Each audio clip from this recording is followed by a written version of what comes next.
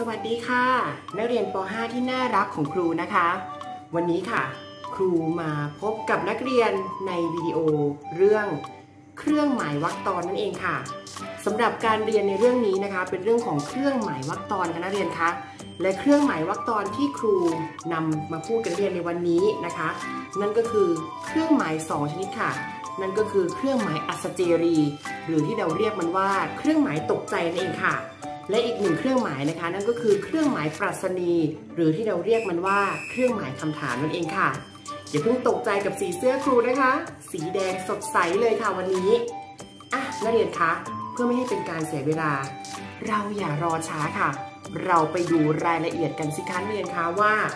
เครื่องหมายวรรคตอนทั้ง2อย่างที่ครูพูดไปเนี่ยทั้งในส่วนของเครื่องหมายอัศเจรีแล้วก็เครื่องหมายปรัชนีมันมีความเป็นมาเป็นไปมันมีการใช้ยังไงคะนักเรียนคะไปดูกันเลยค่ะสำหรับเครื่องหมายวรรคตอนตัวแรกนะคะก็คือเครื่องหมายปรัชนีค่ะเป็นเครื่องหมายแสดงคำถามนะคะแสดงให้เห็นว่าเป็นประโยคคำถามค่ะ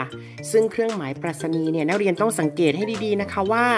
เวลาที่เราเขียนเนี่ยเราจะต้องเอาไว้หลังประโยคคำถามตลอดเลยค่ะเช่นประโยควันนี้เธอกินข้าวกับอะไร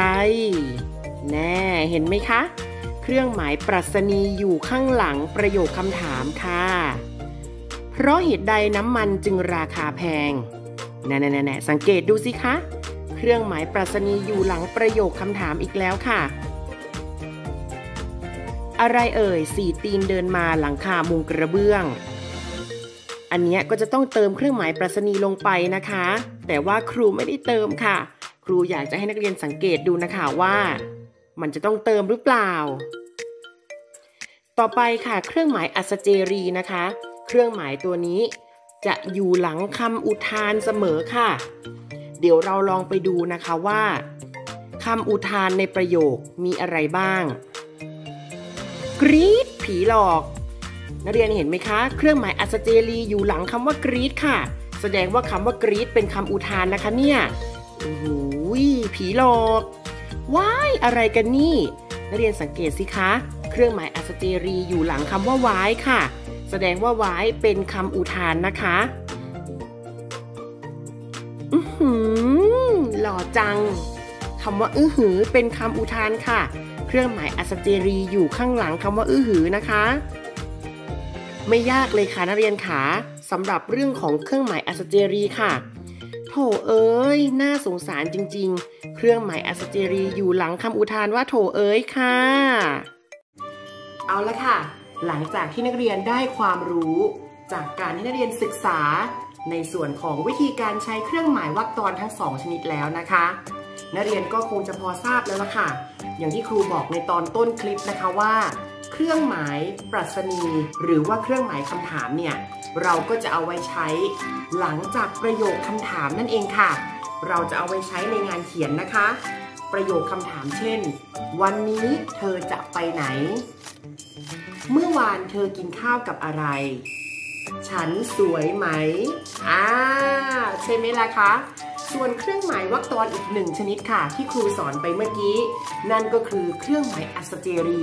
หรือถ้าเราพูดเป็นภาษาปากเนี่ยก็คือเครื่องหมายตกใจนั่นเองค่ะเครื่องหมายอัศเจรีจะอยู่หลังคำอุทานค่ะนักเรียนคะคำอุทานที่ว่าเช่นอุ๊ยโอ๊ยว้ายกรี๊ดอันนี้เราก็ใช้ในงานเขียนอีกเช่นเดียวกันค่ะถ้าในการพูดสื่อสารในชีวิตประจำวันเนี่ยมันก็จะไม่มีลักษณะของเครื่องหมายอะไรตามหรอกนะคะมันเป็นสิ่งที่เป็น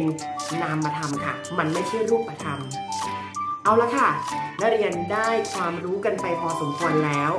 ต่อไปลองไปดูสิคะว่าแบบฝึกหัดประจำเรื่องนี้ของนักเรียนคืออะไรคะต่อไปเป็นภาระงานของคนเก่งแล้วนะคะมาดูกันสิว่าครูจะให้ทำอะไรค่ะมาดูกันเลยให้นักเรียนเขียนเรื่องตามจินตนาการโดยมีความยาวไม่น้อยกว่า8บรรทัดให้ปรากฏการใช้เครื่องหมายปรัชนีและอัศเจรีในเรื่อง